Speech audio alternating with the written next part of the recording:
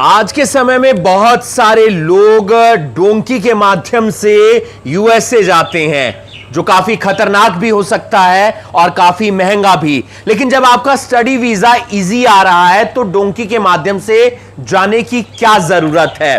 आज हम आपको लेकर आए हैं शिव शंकर एजुकेशन कंसल्टेंट, जो करनाल के सेक्टर 7 में स्थित है। और अंदर हम जाएंगे। अगर आपने आइल्स करनी है, पीटी करनी है, तो अब यहां पर आपके लिए वो भी ऑप्शन है। और हम पहले भी कई बार दिखा चुके हैं कि बहुत सारे बच्चों के वीजा, चाहे यूएसए की बात करें, चाहे कनाडा की बात करें, चाहे ऑस्ट्रेलिया की बात करें, शिव शंकर एजुकेशन कंसल्टेंट की तरफ से आए हैं।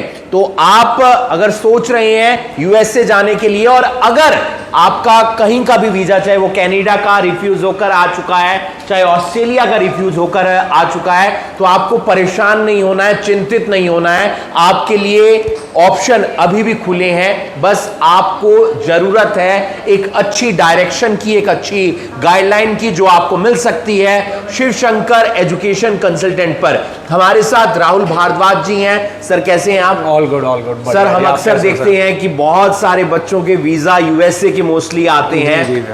सोचा जाता है कि वहां का जब एम्बेसी इंटरव्यू लेती है वो तो बहुत ज्यादा टफ होता है, लेकिन हमने देखा है यहाँ के बहुत सारे बच्चों के वीजा आए हैं। तो कैसी पढ़ाई वगैरह चल रही है उनकी वहां पर? सर एक्चुअली ये बात आपकी ठीक है कि बहुत सारे बच्चे घबराते हैं कि इंटरव्यू डिफ़िकल्ट होता है, बट अगर बच्चे को प्रॉपर गाइडेंस मिले, एक अच्छी यूनिवर्सिटी में उसका एडमिशन आए, तो बच्चा इजीली इंटरव्यू क्लियर कर लेता है। आज की डेट में मान लो आप किसी में, हमेशा ये कहता हूँ कि आप किसी यूके की या आप ऑस्ट्रेलिया की भी अगर यूनिवर्सिटी में अप्लाई करते हो तो भी आपको इंटरव्यू देना होता है, बल्कि वहाँ 5, 10, 15 मिनट तक का इंटरव्यू होता है, फिर आप अम्बेसी पहुँचते हो। यहाँ तो सीधा अम्बेसी जाके आधा 1 मिनट का इंटरव्यू होना है।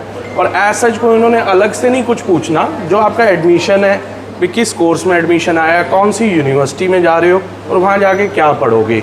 और इस चीज़ की हम एक प्रॉपर ट्रेनिंग देते हैं बच्चों को। जैसे अभी जो हमारे अगस्त इनटेक के बच्चे हैं, जिनके ऑलरेडी एडमिशन्स आ चुके हैं, इंटरव्यूज़ बुक हो चुके हैं, I-20s वगैरह सब कुछ आ चुका है, अच्छी पब्लिक यूनिवर्सिटीज़ में बच्चे जा रहे हैं, जैसे हम हमेशा कहते हैं। एक खास बात, ट्रेनिंग चल रही है। एक खास बात ये भी है शिव शंकर एजुकेशन कंसल्टेंट की कि सरकारी जो यूनिवर्सिटीज हैं, गवर्नमेंट जो यूनिवर्सिटीज हैं, उनके साथ टाई अप है, और जहां पर आपको स्कॉलरशिप भी मिल सकती है। यानी कि जो आपकी फीस रहने वाली है वो फीस भी पे नहीं करनी पड़ेगी, उससे अधिकतर जो स्कॉलरशिप है वो आपको मिल जाएगी। किस तरीके से देखते हैं अब बच्चे कहां पर मूव कर रहे हैं, कौन से बच्चे आपके पास आ सकते हैं? क्योंकि +2 का रिजल्ट अभी आया है, तो बहुत सारे बच्चे सोच रहे हैं बाहर जाने के लिए। तो आपके पास क्या ऑप्शन है? सर बच्चे जो यूएसए जाना चाहते हैं सरकारी यूनिवर्सिटीज़ में, या बच्चे जो क्या कहते हैं ऑस्ट्रेलिया या कनाडा भी इवन जाना चाहते हैं, हम उनके लिए भी करते हैं। बेसिकली हमारे पास डिफरेंट कोर्सेज हैं। सिंपली ये नहीं कि बच्चा computer engineering, medical, non medical से रिलेटेड बहुत अच्छे कोर्सेज हैं। एक जैसे बच्चों को प्रॉब्लम आती है, बच्चे ने मेडिकल ले लिया, फॉर इंस्टेंस उसका MBBS यहाँ पे क्लियर नहीं हुआ, फिर वो बाहर जाने का सोचता है, तो कनाडा में या ऑस्ट्रेलिया में वो जैसे मेडिकल से रिलेटेड, तो उसको दिक्कत आती है एडमिशन लेने में। जैसे नर्सिंग का कोर्स है, इन पर्टिकुलर बच्चा जाना कनाडा या यूएस चाहता है, यूएस में अगर बच्चे के पास मैथ्स नहीं है तब भी उसका नर्सिंग में एडमिशन आ जाएगा एक अच्छी सरकारी यूनिवर्सिटी से। हम प्रॉपर ट्रेनिंग देते हैं सर, यहाँ पे बच्चों को 2-3 महीने का उनके ट्रेनिंग पार्ट चलता है। क्या रिफ्यूजल अगर किसी बच्चे का आया हुआ है कनाडा का, ऑस्ट्रेलिया का, तो क्या उसके लिए ऑप्शन फिर से है? यूएसए के लिए भी ऑप्शन है उसके लिए? बिल्कुल सर, जिस बच्चे का कनाडा या ऑस्ट्रेलिया या अभी यूके ने भी पिछले दिनों काफ़ी रिफ्यूजल्स दिए हैं, वो हमारे पास आए, यूएस की हमारे पास उसके लिए बहुत अच्छी ऑप्शंस हैं। और जो पर्टिकुलरली इन रिफ्यूज़ल केसेस हैं फॉर कनाडा, वो भी हमारे पास आए। हम ऐसा मानते हैं कि हम बहुत अच्छे से फाइलिंग करेंगे, हमारी एक्सपर्टीज़ है। इवन हम कनाडा के लिए भी उनका दोबारा से रिफ्यूज़ल के बाद आसानी से वीज़ा करा सकते हैं। जिस कोर्स में मर्जी जाना चाहे बच्चा, वो कोर्स उसे मिल जाता है। मतलब बहुत सारे बच्चों का इंटरेस्ट होता है टेक्निकल लाइन में जाने का, बहुत सारे बच्चों का इंटरेस्ट होता है मेडिकल लाइन में जाने का, किसी का इंजीनियरिंग से जुड़ा हुआ है, किसी का मैनेजमेंट से जुड़ा हुआ है, तो उनके लिए क्या ऑप्शन है?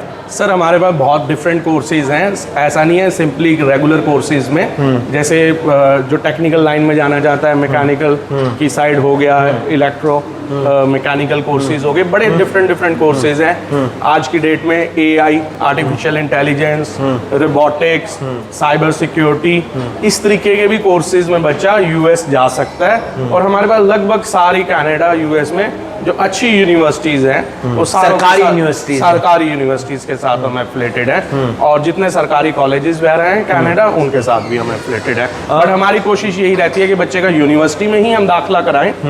US तो हम कराते ही यूनिवर्सिटी, स्कॉलरशिप भी मिल जाती है? बिल्कुल मिलती है सर, स्कॉलरशिप भी बच्चों को मिलती है। बच्चों को बहुत अच्छे स्कॉलरशिप्स मिली हुई हैं हमारे बच्चों को। कोई पेरेंट्स आएंगे तो वो उन बच्चों से भी मिलके पूछ सकते हैं कि जो हम कह रहे हैं सच है कि झूठ है, क्या दूसरे बच्चों को स्कॉलरशिप मिली है या नहीं मिली है। ये कहीं कहने की बात तो नहीं है ऐसे। बहुत सारे बच्चे ग्रेजुएशन कर लेते हैं, उसके बाद वो मास्टर्स में वहां पर जाना चाहते हैं। तो USA में जब मास्टर्स में जाते हैं तो बहुत टफ टेस्ट रहते हैं, GRE का टेस्ट है, सेट का टेस्ट है, टॉफल का टेस्ट है। तो वहां पर जो दिक्कत आती है उसका क्या समाधान हो सकता है? सर आपकी बिल्कुल बात ठीक है। मोस्ट ऑफ द टाइम बच्चे के माइंड में यही है, जो इसने ग्रेजुएशन कर ली, कि मैं US नहीं जा सकता, मेरे को टॉफिल करना है, GRE करना है, सेट करना है। तो बच्चा एक ईजी रास्ता फाइंड आउट करता है, IELTS PT करता है और कनाडा, ऑस्ट्रेलिया या UK चला जाता है। मोस्टली नॉन मेडिकल ग्रुप वाले बच्चे, इंजीनियर्स हैं जो पढ़ना, वो US ही जाते हैं। फाइनल डेस्टिनेशन भी उनकी US है, बट इन टेस्ट से डर के, और या आप ये कह लीजिए टाइम बहुत लगता है, तो इसलिए वो परस्यू नहीं करते। बट बहुत सारी ऐसी पब्लिक यूनिवर्सिटीज़ हैं जो कि टॉप रैंक यूनिवर्सिटीज़ हैं, वहाँ से हमें इन टेस्ट में वेवर मिलता है। और बच्चों के हमारे प्रायर में एडमिशन्स भी आए हुए हैं। फिर से मैं वही बात कहना चाहूँगा, अगर कोई पेरेंट्स आए तो पहले उन बच्चों को मिले, कितने दिन में उनका एडमिशन आया है, सारा कुछ, और फिर तो आप IELTS PT भी शुरू कर रहे हैं? हाँ, ताकि मतलब बच्चों को कहीं और ना जाना पड़े, यहीं पर तैयारी हो जाए उनकी। हाँ जी सर उसमें पहले हमने काफ़ी साल से यहाँ पर काम कर रहे हैं, लगभग हमें 5 साल हो गए हैं जी। हमने कभी IELTS PT नहीं किया था, बट वो कहते हैं ना नीड ऑफ टाइम, तो हमें ऐसा समझ में आया कि हमें भी IELTS PT कर लेना स्टार्ट चाहिए। क्योंकि उसमें ये है कि हमने ये नोटिस करा कि हमारे बच्चे अगर स्पोकन इंग्लिश या IELTS PT के लिए कहीं और जाते हैं, जिन्होंने ऑलरेडी फाइल किया था, तो बच्चे वहाँ मिसगाइड हो जाते थे। क्योंकि होता है बच्चा जहाँ 1, 2, 3 महीने जा रहा है, तो ऐसे। तो अब हमने भी IELTS PT शुरू कर दिया है। वेल ट्रेंड हमारे पास स्टाफ है, तो जो भी बच्चा आएगा एक ही रूफ के अंदर सारा कुछ हो जाएगा। कुछ और जो आप बताना चाहें बच्चों को, पेरेंट्स को उनके, क्योंकि बहुत सारी असमंजस की स्थिति रहती है जब बच्चा पेरेंट्स से दूर जा रहा होता है, तो कुछ और क्लैरिफिकेशन जो आप देना चाहें?